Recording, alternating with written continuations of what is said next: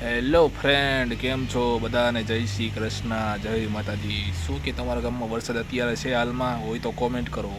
અત્યારે તો વરસાદ અહીંયા તો કાંઈ છે જ નહીં. 2 દિવસથી તો તડકોય નથી આવતો ને છાંયું નથી આવતું. આખું વાતાવરણ તમે જો ને અંધારા જેવું જ લાગે, અને પવનની લેરકી તો જરીએ છે જ નહીં. વાતાવરણ તમે જો કાળું ડિબાંગ જેવું લાગે, પણ વરસાદ આવતો જ નથી. છાંયું ને છાંયું જેવું જ વાતાવરણ છે. પવનની જરા લેરકી નથી અને મચ્છરનો ઉપદ્રવ વધે છે. એવું છે બધું. એમાં બીમારી વધારે થાય તો ખાસ ધ્યાન રાખવું. અને ખાસ કરીને ઓલું ચાંદીપુરા વાયરસ નીકળ્યો નથી, ખાસ તો બચીને નાના બાળકોને તો બહુ ધ્યાન રાખવું. મચ્છરથી વધારે એને રોગની ઉત્પત્તિ વધારે થાય છે. તો ઘરમાં લીમડાનો ધુવાણો કરવો બહુ જરૂરી છે. લીમડાનો ધુવાણો જરૂરથી કરજો. હા, એ વાતાવરણ તમે જો, વાતાવરણ તમને બતાવું બરાબર. વાતાવરણ જો, આખું વાતાવરણ તમે જો છાયા જેવું જ છે. વરસાદ કંઈ પડતો જ નથી હમણાં. 2 દિવસથી વરસાદ બંધ છે. 2 દિવસથી વરસાદ નથી આવતો. અને આખું તમને વાતાવરણ બતાવું. આ વાતાવરણ તમે જુઓ, આખું છાયા જેવું વાતાવરણ છે. નથી વરસાદ આવતો કે નથી તડકો પડતો. ચોમાસામાં તો આવું જ થાય. ક્યારેક વરસાદ આવે, ક્યારેક વરસાદ ન આવે. બાકી વાતાવરણ જુઓ, અંધારું છે. પવનની જરી લેરકી નથી. ઝાડનું એક પાંદડું નથી હલતો, હાવ પવન નથી. આ શાંત વાતાવરણ જેવું હાવ.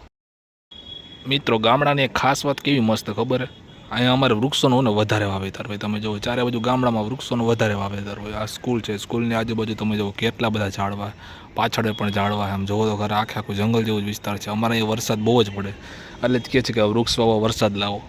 તો વૃક્ષ વાવવા જરૂરી છે. અત્યારે તો છત ઉપર ચડ્યો હતો એટલે વિડીયો મસ્ત બનાવી નાખ્યો. આ જુઓ, આ સોલાર માટેનું જોરદાર કર્યું આ ભાઈએ કામકાજ. જુઓ, આ સોલાર ઉર્જા માટેનું છે.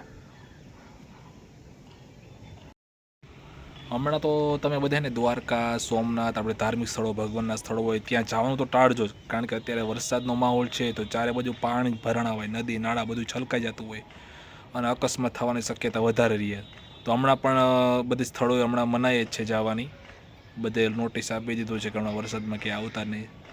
એટલે અત્યારે બહુ ખાસ ધ્યાન રાખવું જરૂરી છે. હમણાં ફરવા જવાનું તો બધા ટાળજો જ. કારણ કે વરસાદમાં નક્કી ન હોય, ક્યાં ખાડા હોય, ક્યાં નાડું ભરાઈ ગયેલું હોય. ઘણા બધા વિડીયો મેં જોયા છે, એક્સિડન્ટ થતા જોયેલા છે. ખાડામાં ગાડી, પાણી ભરેલા ખાડા હોય, ખબર ન હોય કે આમાં ખાડા છે. અકસ્માત થાય, જીવ પણ વહી જાય. ખોટું એવું અકસ્માત થાય એની ખાસ કાળજી આપણે રાખવી જોઈએ. હમણાં તો કે બહાર ફરવાનું ટાળવાનું જ છે. બધે ક્યાંય જવાનું જ નહીં. ઘરે ટીવી ચાલુ કરીને મહાભારત ચાલુ કરીને જોઈ લેવાની, એના જેવી મજા નહીં. હાલો, બીજું તો કાંઈ કહેવું નથી બરાબર. હવે વિડીયો કરીએ પૂરો. નેક્સ્ટ વિડીયોમાં મળશું. ત્યાં સુધી સાંજે કઢી, ખીચડી, રોટલો ખાઈને સૂઈ જાજો. ગુડ નાઇટ બધાને. જય માતાજી.